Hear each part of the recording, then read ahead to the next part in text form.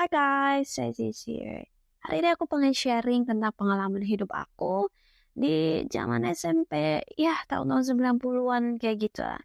Dimana untuk bisa terlibat di dalam struktur keanggotaan kayak OSIS atau terlibat dalam event-event besar di sekolah, first off, kamu mesti tenar dulu. Entah dari segi visual atau dari segi style. Semakin banyak yang favoritin kamu, semakin besar kesempatan kamu untuk bisa ikut terlibat di dalam kegiatan sekolah kayak gitu. Atau kamu bisa diperhadapkan dengan second option.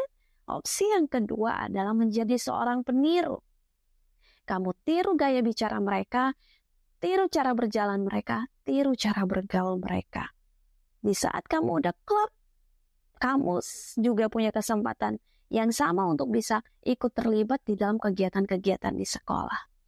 And surprisingly, sampai detik ini, aku masih melihat dan mendengar bahwa ini masih terjadi loh, bukan hanya di ruang lingkup sekolah, tapi di ruang lingkup pekerjaan, bahkan di keluarga sendiri, and that's crazy.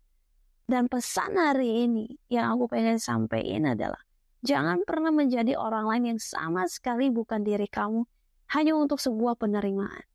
Entah penerimaan di sebuah komunitas atau diri seseorang. Jangan mau jadiin diri kamu samsak buat mereka.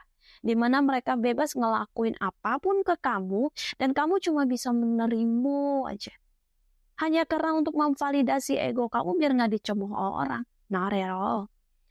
Ada sebagian orang sangat bersusah hati saat kehilangan seseorang yang mereka berikan value lebih dalam pandangan mereka. Dan lupa bahwa kesusahan hati yang sebenarnya adalah kehilangan nilai pandang terhadap dirinya sendiri ketika dalam perjalanan dia menganugerahkan value terhadap orang lain. Dia lupa bahwa dia sendiri itu bernilai dan berharga. Kalau seseorang enggak memberikan kamu value di dalam hidup kamu, sebagaimana kamu udah memberikan energi positif tentang bagaimana kamu sangat menghargai mereka, maka kamu harus menghormati diri kamu dahulu. Perjelas boundaries, batasan-batasan kamu, dan perkenalkan kepada mereka tentang arti ketidakhadiran kamu, dan salurkanlah energi kamu kepada orang-orang yang benar-benar memandang value diri kamu, dan hindari mereka yang gak memandang penting nilai diri kamu. Sehingga di saat mereka menggoyahkan kamu, fondasi kamu kuat, fundamental kamu kokoh. Dan untuk menemukan fundamental value yang kuat itu, kamu perlu space. Kamu harus memberikan diri kamu ruang untuk afirmasi positif setiap hari. Berkatakan hal-hal positif tentang diri kamu setiap hari. Dan biarkan itu mengalir memenuhi alam bawah sadar kamu dan terbentuk menjadi mindset kamu. Karena value diri kamu gak akan semakin bertambah berdasarkan ketidakmampuan seseorang dalam melihat kelayakan diri kamu. Aku akan ngasih contoh tentang afirmasi-afirmasi positif yang bisa kita perkatakan untuk diri kita sendiri di next episode. Kamulah yang harus melihat nilai diri kamu lebih dari orang lain lihat nilai diri kamu. Jangan nunggu seseorang datang untuk mengatakan betapa hebatnya kamu selama ini, tapi katakan buat diri kamu detik ini juga. Aku berharga, aku kuat, semakin hari aku semakin pintar, aku semakin bijaksana, karena kamu layak dihargai atas usaha kamu. Kamu layak dipuji atas keberhasilan kamu.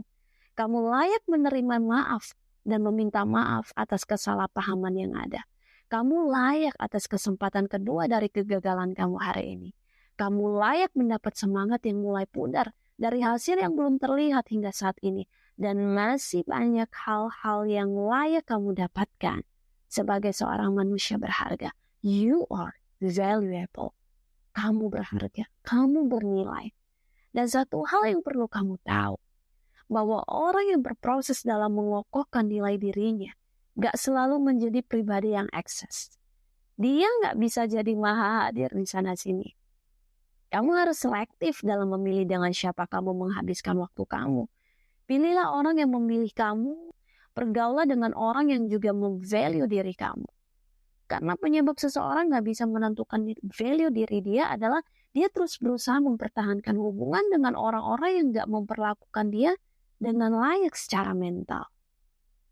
Satu hal yang perlu kamu ingat, bahwa setiap orang yang terlihat tertarik atau menginginkan kamu, belum tentu menghargai kamu. Itu dua hal yang berbeda. Mereka tertarik karena perasaan mereka. Mereka bisa menghargai kamu karena mereka terlebih dahulu punya respek yang sehat dalam diri mereka. Karena seseorang gak bisa memberikan apa yang mereka gak miliki. Kalau mereka punya value dalam diri mereka, maka mereka bisa memperlakukanmu dengan layak dari value yang kamu miliki. Mereka bisa lihat value itu di diri kamu. Sekali kamu menetapkan nilai dalam diri kamu, maka secara otomatis kamu hanya akan menarik orang-orang yang memiliki value pula ke dalam circle kamu. Because I believe quality attracts quality. Kualitas hanya menarik hal-hal yang berkualitas. Seperti magnet. Magnet bisa menarik apapun yang ada di sekitarnya, tapi nggak semua benda. Dan itulah privilege. Sekalipun saat itu aku nggak bisa masuk ke dalam circle mereka. Sekalipun penolakan itu terasa nggak nyaman saat itu, aku terus sampein ke diri aku, that's okay. That's okay. Dan aku berupaya untuk nggak downgrade diri aku untuk jadi seorang peniru agar bisa diterima. Ditolak karena nggak menyerupai mereka, that's okay. Karena saya suka berpikir, toh aku nggak menjadi murid yang bodoh walaupun nggak masuk ke circle mereka. Nilai-nilai mata pelajaran aku juga nggak turun kok walaupun nggak meniru mereka. Guys, kita harus berupaya memperjuangkan apa yang kita yakini. Sekalipun itu artinya kita harus alone.